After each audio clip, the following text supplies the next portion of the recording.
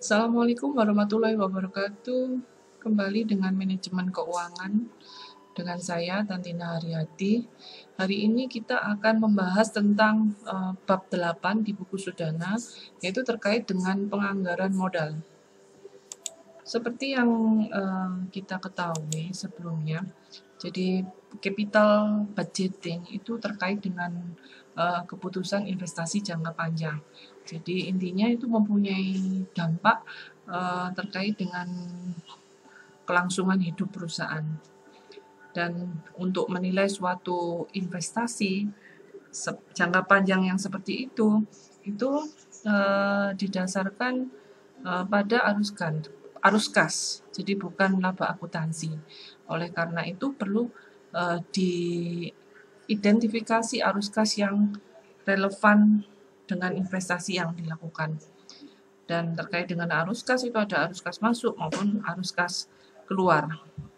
Jadi terkait dengan investasi jangka panjang yang membutuhkan keputusan yang strategis karena membutuhkan dana yang besar. Karena model pengembaliannya yang bertahap dan melalui beberapa tahun. Oleh karena itu perlu ditetapkan konsep nilai waktu dan uang. Oke, terkait dengan pentingnya penganggaran modal, seperti yang saya katakan bahwa penganggaran modal itu terkait dengan perencanaan strategis perusahaan. Jadi secara keseluruhan. Jadi mencakup perencanaan masa depan. Jadi penganggaran modal ini memerlukan suatu komitmen ke dalam masa depan perusahaan. Contohnya kalau kita membeli mesin dalam jangka waktu yang lama, pastinya periode yang lama, pastinya memiliki juga umur ekonomis yang lama juga. Nah, selama periode contohnya misalnya pembelian mesin 20 tahun, misalnya 20 tahun itu kondisi ekonomi dan keuangan yang terjadi itu pasti akan timbul yang namanya ketidakpastian yang dihadapi oleh perusahaan. Dan penganggaran modal di sini itu fungsinya sangat penting karena untuk perencanaan strategis perusahaan. Jadi kalau kita menginvestasikan terlalu besar itu akan menimbulkan beban berat bagi perusahaan.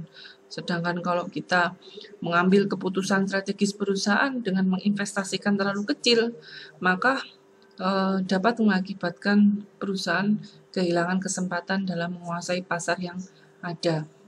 Nah, seperti yang dikatakan bahwa penganggaran modal itu diintegrasikan dengan perencanaan strategis. Jadi dampaknya investasi yang terlalu besar atau terlalu kecil tadi.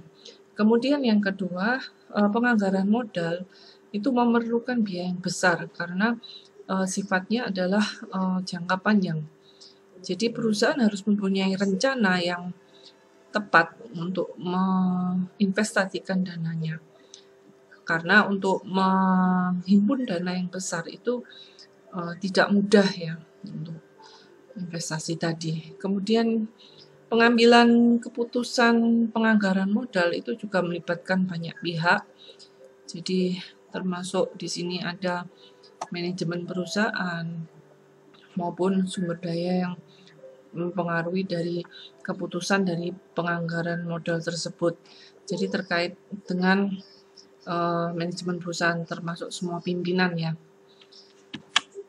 Kemudian macam-macam keputusan penganggaran modal. Nah,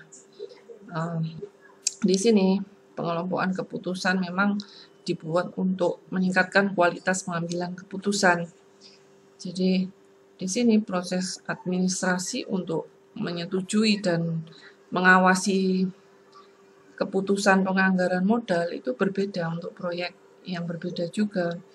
Nah, di sini ada contoh ditinjau dari aspek pembiayaan ya, aspek penghematan biaya, kemudian peningkatan pendapatan. Jadi usulan untuk suatu investasi itu dapat dikelompokkan menjadi 4 ya. Kalau di buku Anda 3. Ini ada tambahan yaitu proyek lingkungan ya. Yang pertama itu replacement. Jadi replacement itu terkait dengan investasi untuk mengganti aset agar lebih efisien. Contohnya mesin lama menjadi mesin baru, kemudian expansion itu contohnya di sini usulannya ini diperuntukkan untuk menambah kapasitas produksi.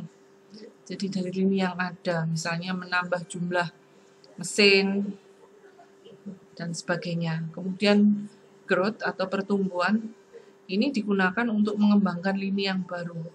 Jadi dari lini yang ada, misalnya perusahaan awalnya itu bergerak di bidang produksi bahan makanan, mungkin bergerak ke bidang baru, misalnya sebagai supplier atau bagaimana. Kemudian terkait dengan tingkat ketergantungan, suatu usulan investasi itu dapat dikelompokkan menjadi 4, yaitu ada independent project.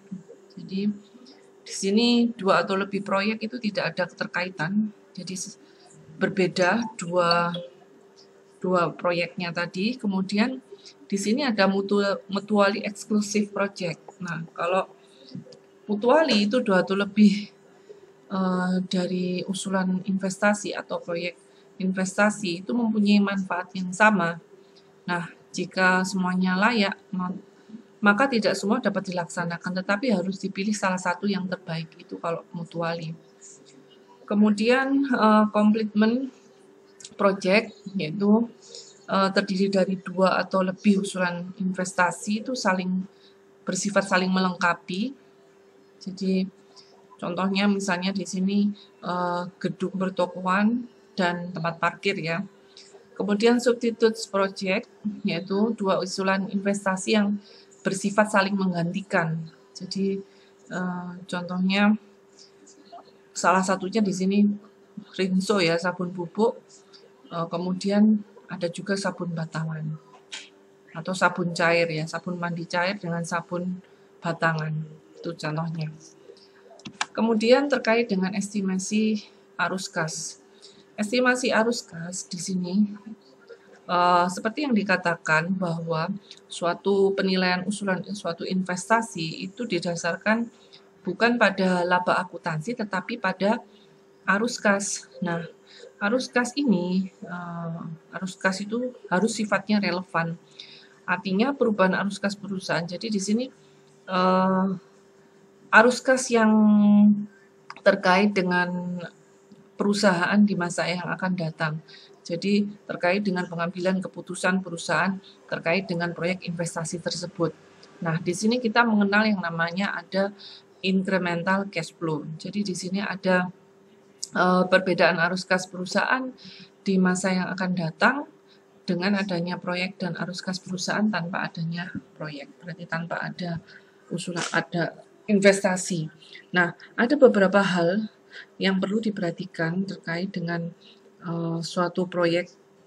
Jadi agar tidak terjadi kesalahan, di sini ada yang dinamakan, jadi ada biaya-biaya yang perlu Anda ketahui ketika untuk mengestimasi suatu arus kas. Yang pertama adalah sunk cost. Jadi biaya ini tuh telah terjadi dan tidak bisa dialihkan. Tetapi di sini biaya tersebut tidak dapat diubah. Jadi tidak bisa diubah dengan adanya keputusan menerima atau menolak suatu proyek. Jadi oleh karena itu tidak dapat dipertimbangkan dalam suatu keputusan investasi. Ini yang dinamakan dengan sunk cost. Jadi sunk cost itu contohnya biaya konsultan. Jadi tidak ada hubungannya dengan biaya produk yang dipasarkan. Kemudian yang kedua ada opportunity cost. Jadi opportunity cost itu dikaitkan dengan pengeluaran yang dilakukan secara tunai biasanya. Dan opportunity cost ini sedikit berbeda. Jadi merupakan manfaat yang dikorbankan jika suatu investasi tadi dilaksanakan. Nah, jadi seperti apa? Contohnya misalnya ada suatu pabrik itu dibeli 5 tahun yang lalu, harganya 500 juta, dan sekarang sudah menjadi proyek pertokoan. Nah, Jika proyek pertokoan itu dilaksanakan, maka ada biaya tidak langsung berkaitan dengan pabrik yang dimiliki sekarang. Jadi nilai evaluasi terhadap proyek itu berubah menjadi kepertokoan itu menjadi sumber yang bernilai ketimbang hanya sebagai pabrik saja. Jadi makanya di sini penggunaan tempat pabrik untuk proyek pertokoan ini memiliki opportunity cost. Kemudian ada side effect. Side effect di sini terkait dengan produk baru yang bersifat substitusi atau komplementer terhadap produk lama. Jadi dapat menimbulkan efek samping yang buruk atau baik terhadap arus kas perusahaan di masa yang akan datang. Kemudian net working capital. Ini biasanya suatu proyek akan membutuhkan investasi modal kerja bersih. Jadi selisih antara aktiva lancar dengan utang lancar sebagai tambahan atas investasi pada aktiva tetap. Kemudian financing cost di sini dalam menganalisis suatu proyek itu tidak memperhitungkan bunga yang dibayar atau biaya pendanaan seperti dividen, pembayaran pokok pinjaman. Karena yang dipertimbangkan adalah arus kas yang dihasilkan aktiva dari proyek. Kemudian terkait dengan arus kas dalam penganggaran modal itu dikelompokkan menjadi dua. Jadi yang pertama itu terkait dengan initial cash flow. Initial cash flow itu terkait dengan pengeluaran kas awal. Jadi di sini merupakan pengeluaran kas untuk membiayai proyek selama proses perencanaan, konstruksi sampai proyek tadi itu siap untuk dioperasikan. Dan ada macam-macam pengeluaran kas yang diperlukan. Ini adalah contohnya. Ada harga beli tanah, kemudian biaya mendirikan bangunan, kemudian ada harga beli mesin, biaya pemasangan, dan sebagainya. Untuk contohnya, coba kalian pelajari di buku Anda di halaman 118. Kemudian yang kedua itu adalah terkait dengan operational cash flow atau arus kas masuk setelah proyek beroperasi ya. Jadi di sini ada dua rumus yang dikaitkan terkait dengan net cash flow. Jadi arus kas operasi yang diperhitungkan itu terkait dengan arus kas bersih selama proses investasi dioperasikan, dan besarnya arus kas masuk dari operasi itu dihitung atas dasar setelah pajak. Makanya di sini ada NCF terkait dengan EBIT, earning before tax ya. Kemudian 1 Pintek plus depreciation, kalau NCF yang kedua itu setelah pajak ya, EAT plus depreciation plus 1 Mintax kali interest. Di sini contohnya. Jadi contohnya di sini ada kegiatan operasi suatu pabrik ya dengan mengestimasi laporan laba rugi. Contohnya di sini kalau di buku Anda laba rugi PT Alfa ya tahun 2000X. Jadi di sini penjualan 10 juta, biaya selain penyusutan dan bunga dikurangi penyusutan itu adalah EBIT, laba sebelum bunga dan pajak. Earning before interest and tax 3 juta. Kemudian ada biaya bunga menjadi EBIT ya. Earning before tax. Kemudian dikurangi pajak menjadi EAT, pendapatan setelah pajak. Setelah itu kita masukkan dalam rumus tadi NCF. Jadi untuk mencari NCF net cash inflow. Jadi untuk NCF yang pertama hasilnya adalah 3.400.000, kemudian NCF yang kedua adalah sama 3.400.000. Jadi rumusnya sama. Jadi intinya secara tidak secara eksplisit itu mempertimbangkan bahwa penjualan yang dilakukan perusahaan ada yang dilakukan secara kredit.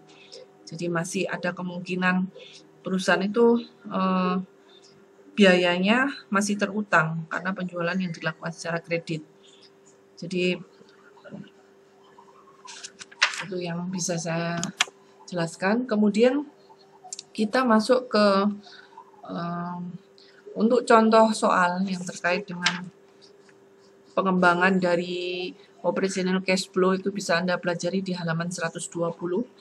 Kemudian untuk incremental cash flow, jadi ini terkait dengan yang dijelaskan jadi sebelumnya bahwa penilaian usulan investasi itu sesungguhnya pada incremental cash flow, yaitu tambahan arus kas yang diperoleh dari selisih antara arus kas dengan investasi baru dan arus kas tanpa investasi baru. Jadi rumusnya itu di sini adalah sigma NCF, sigma EBIT 1 min tax plus sigma depreciation. Ini juga sama untuk mencari NCF dengan menggunakan EAT plus depreciation 1 min tax. Contohnya di sini. Misalnya suatu perusahaan merencanakan untuk melakukan penggantian mesin lama dengan mesin baru. Mesin lama dibeli 5 tahun yang lalu dengan harga 15 juta, memiliki 15 tahun, dan disusutkan dengan metode garis lurus tanpa nilai sisa. Mesin baru dibeli dengan harga 21 juta, memiliki umur 10 tahun, dan disusutkan dengan metode garis lurus dengan nilai sisa 1 juta. Mesin baru memiliki kapasitas yang lebih besar untuk mengoperasikannya, diperlukan tambahan biaya modal kerja 2 juta. Biaya untuk mengoperasikan mesin lama selain biaya penyusutan dan bunga setiap tahun 1 juta. Sedangkan biaya mengoperasikan mesin baru 2.500.000 setiap tahun. Biaya bunga untuk pengadaan mesin lama 500.000 per tahun. Dan biaya bunga untuk pengadaan mesin baru adalah 800.000 per tahun. Jika perusahaan menggunakan mesin lama, penjualan yang dihasilkan tiap tahun 5 juta, sedangkan mesin baru 10 juta per tahun. Mesin lama jika dijual saat penggantian, itu 12 juta. Mesin baru pada akhir pemakaian jika dijual, harganya 2 juta. Tarif pajak pendapatan perusahaan adalah 20%. Nah, yang diminta adalah dihitung incremental initial cash flow. Untuk menghitung cash flow investasi penggantian, maka kita harus membandingkan antara harga beli mesin baru dengan harga jual mesin lama. Kemudian pajaknya adalah 20%,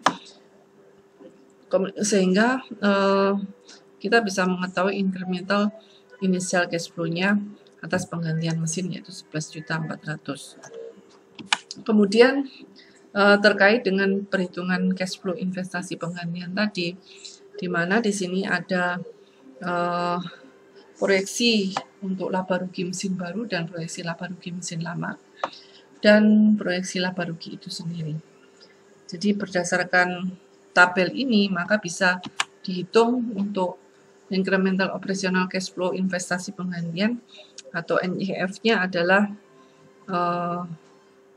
ini, kita masukkan ke rumus. Jadi NCF, kita masukkan rumus. Untuk NCF-nya sama caranya, 3 juta dengan menggunakan rumus ini hasilnya sama. Kemudian terminal cash flow atau arus kas pada akhir umur proyek. Jadi di sini terminal cash flow itu merupakan arus kas masuk yang terjadi pada akhir masa pengoperasian proyek. Jadi di sini arus kasnya berasal dari mana? Nilai sisa penjualan aktiva pada akhir umur proyek dan dari pengembalian modal yang dikeluarkan dari suatu proyek ketika mulai dioperasikan. Jadi di sini ada contoh yang dikemukakan terkait dengan arus kas akhir umur proyek yang berasal dari penjualan, nilai sisa aktiva dan modal kerja yang dapat dihitung dengan menggunakan jadi untuk mencari terminal cash flow ya. Harga jual nilai sisa mesin baru dikurangi dengan pajak atas penjualan mesin baru, kemudian ditambah dengan modal kerja. Kemudian untuk metode penilaian usulan investasi.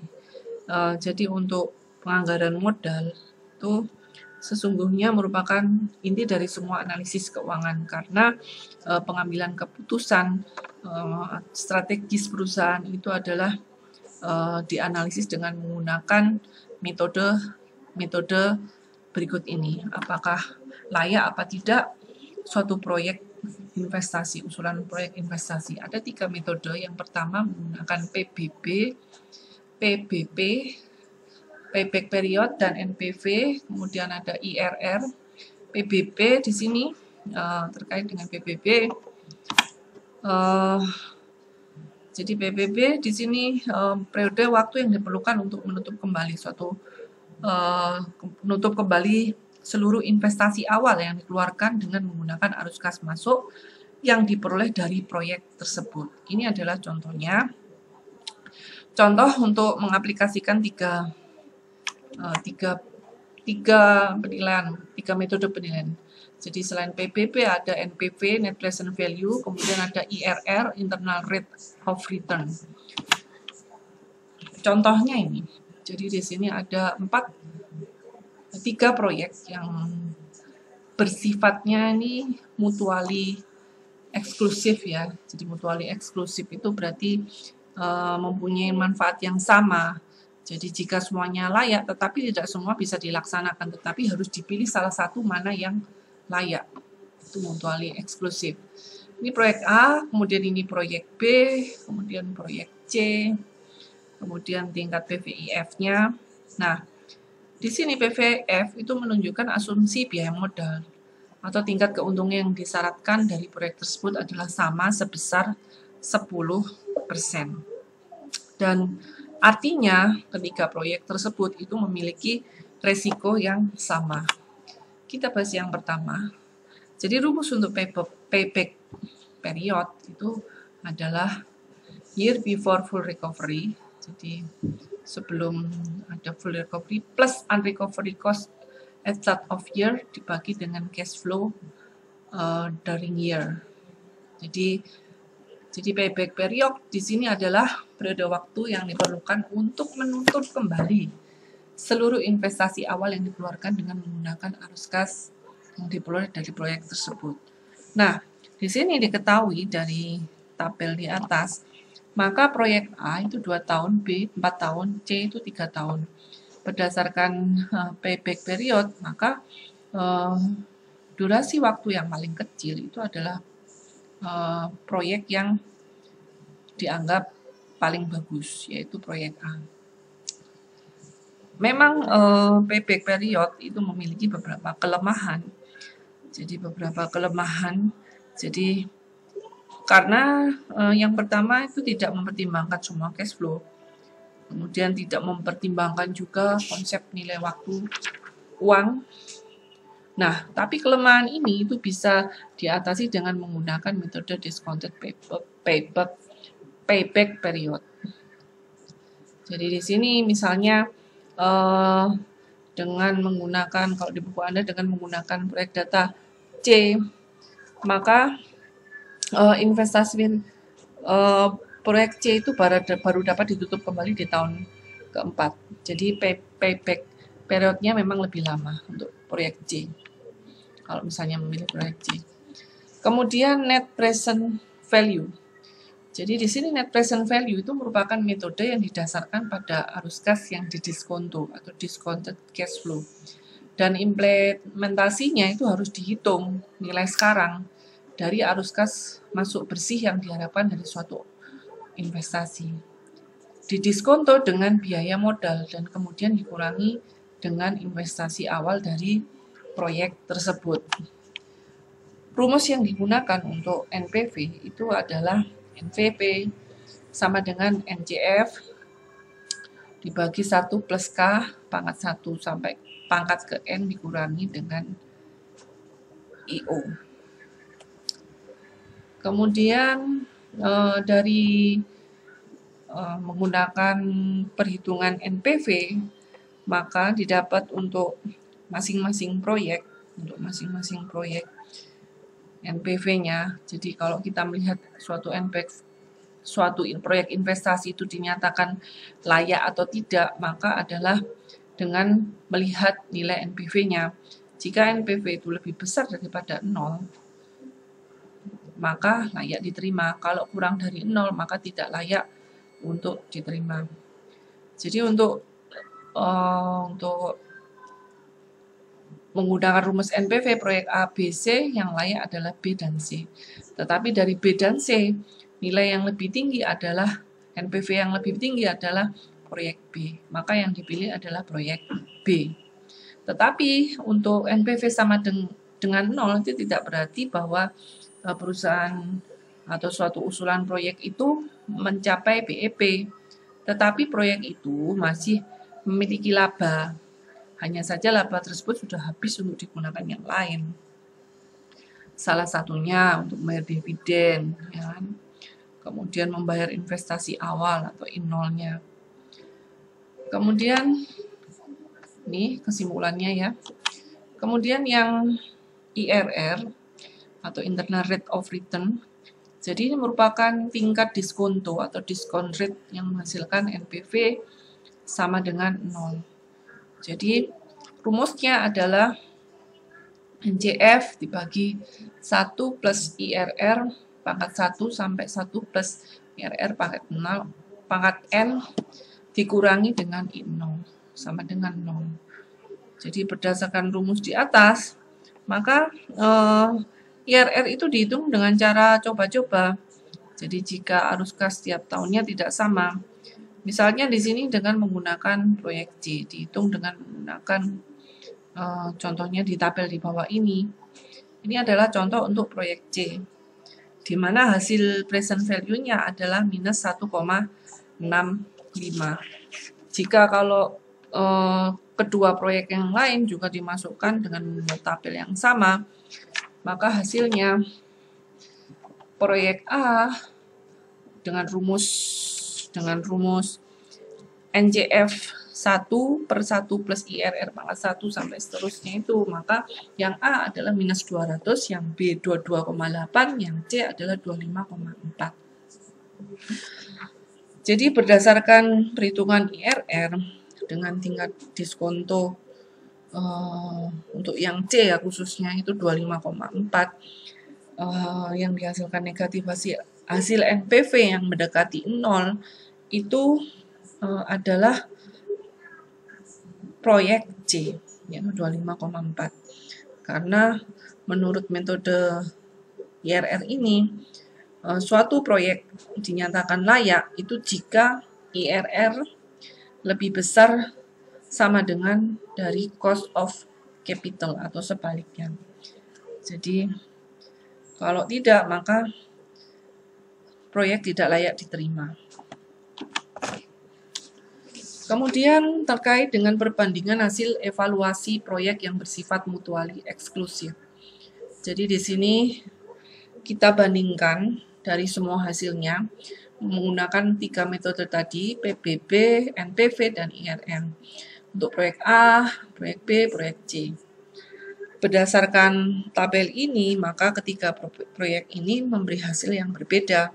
Contohnya untuk payback period, itu lebih cenderung memilih proyek A.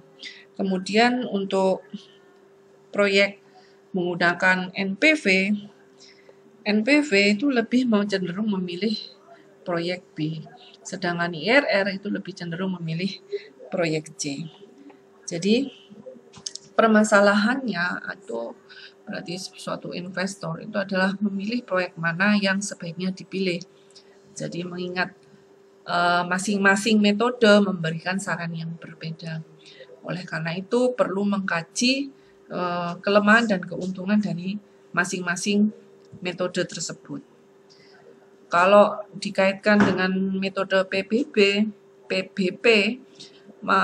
salah satunya kelemahannya adalah tidak mempertimbangkan konsep nilai waktu uang.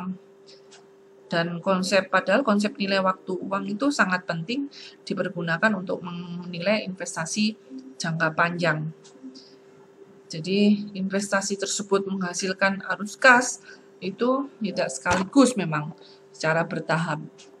Sedangkan metode NPV dan IRR, keduanya itu menggunakan konsep nilai waktu uang. Tetapi di sini metode IRR itu tidak selalu memberikan hasil evaluasi yang konsisten kalau IRR dengan metode NPV.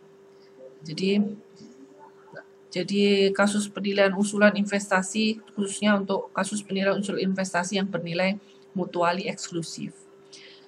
Tetapi di sini kondisi tertentu metode NPV dan IRR itu memberikan hasil evaluasi yang sama. Jadi artinya kalau menggunakan metode NPV, kalau kita gabungkan, maka cenderungnya mereka memilih proyek A. Jadi contohnya di sini. Contoh ya. Jadi di sini ada grafik. Jadi grafik ini itu menggambarkan bahwa K ini menandakan tingkat diskonto yang lebih kecil. Jadi metode NPV dan IRR itu membeli hasil evaluasi yang berbeda. Jadi kalau misalnya metode NPV itu memilih proyek Y, jadi proyek Y, NPVY itu lebih besar daripada NPVX, sedangkan menurut IRR, proyek IRRX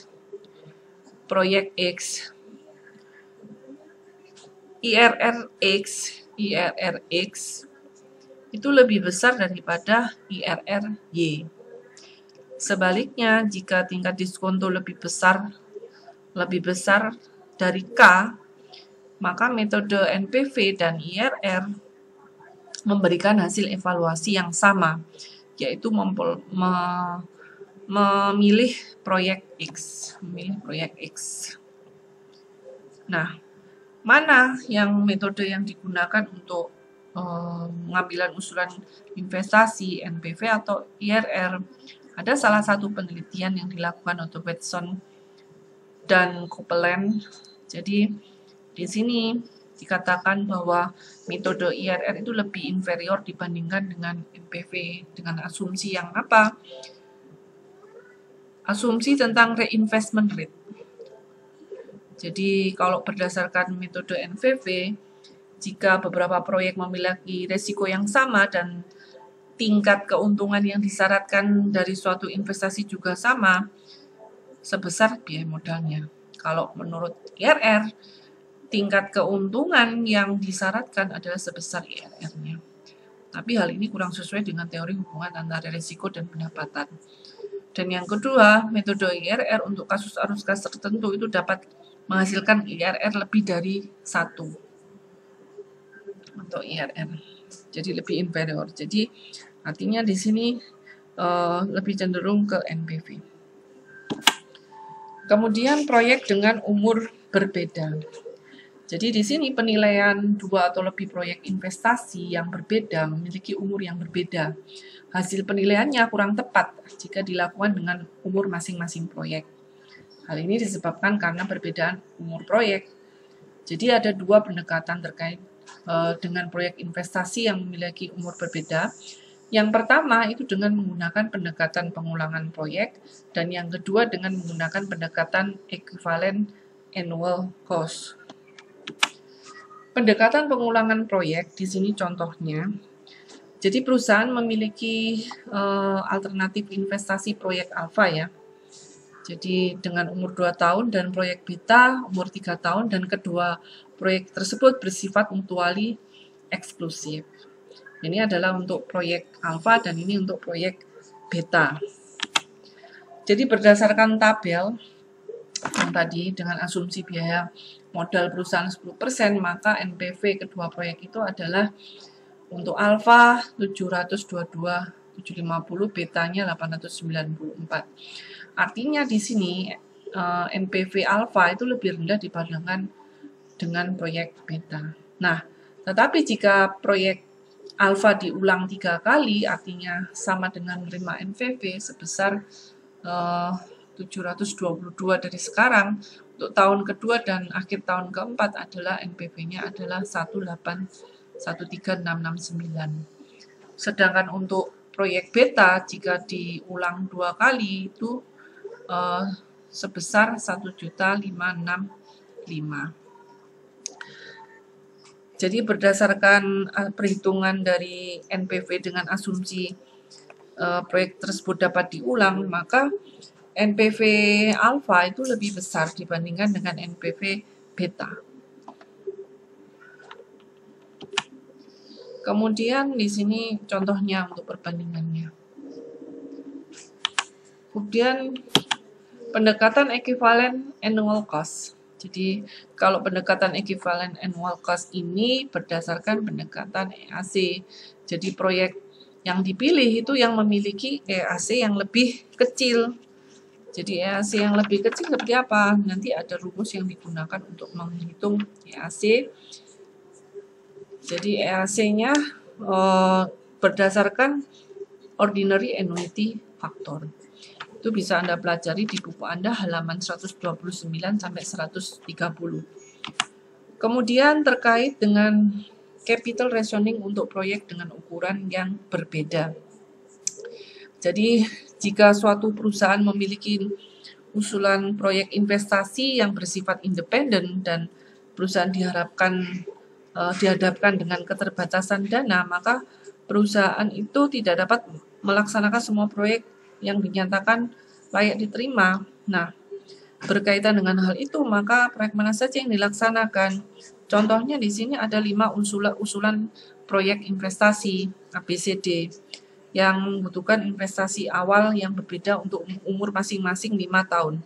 Dan biaya modalnya adalah sebesar 10 tahun, serta arus kas bersih setiap tahun. Tampak dari sini ABC. Jadi ini untuk penilaiannya. Kalau yang dapat disimpulkan, jadi kalau melihat dari nilai NPV dan IRR masing-masing proyek itu disimpulkan bahwa 4 proyek itu layak kecuali proyek E. Jadi kecuali proyek E karena keempat proyek itu memiliki NPV lebih besar daripada 0, sedangkan yang E kan kurang dari 0. Dan IRR lebih besar daripada biaya modal 10%, kecuali yang E. Nah, jika pemilihan didasarkan metode NPV dan IRR untuk proyek yang mempunyai ukuran yang berbeda, urutan evaluasi itu tidak konsisten, yaitu proyek C dengan NPV yang lebih besar dibandingkan proyek B. Tetapi IRR lebih kecil dibandingkan proyek B. Maka untuk menentukan pilihan, maka di sini ada penggunaan metode profitabilitas indeks. Jadi kita menggunakan profitabilitas indeks. Nah, metode PI ini juga bisa digunakan untuk perusahaan dengan dana yang terbatas. Jadi contohnya di sini ada alternatif proyek A dengan investasi 400 sisa dana 400, proyek B dengan investasi B dengan C dibandingkan B dengan D dibandingkan. Nah, kalau di buku Anda itu adalah B dengan C, maka hitungannya ini B dan C ya untuk yang kedua. Di sini PBC itu 250.000 dibanding 600 kali 1,13 plus ke 50 dibanding 600, 1,11 sama dengan adalah 1,12. Nah, kombinasi proyek B dan C hasilnya adalah 32.500 ditambah 38.500 sama dengan 71.000. Jadi lebih besar dibandingkan dengan NPV di proyek A. Jadi proyek A itu hanya 1,1, sedangkan proyek B-nya 1,2. Proyek C malah lebih rendah 1,09. Maka alternatif yang dipakai atau kombinasi proyek yang dipakai adalah kombinasi proyek B dan C. Jika kalau perusahaan mengalami keterbatasan dana. Oke, terkait dengan penjelasan saya terkait dengan bab 8 penganggaran modal cukup sekian. Semoga bermanfaat. Assalamualaikum warahmatullahi wabarakatuh.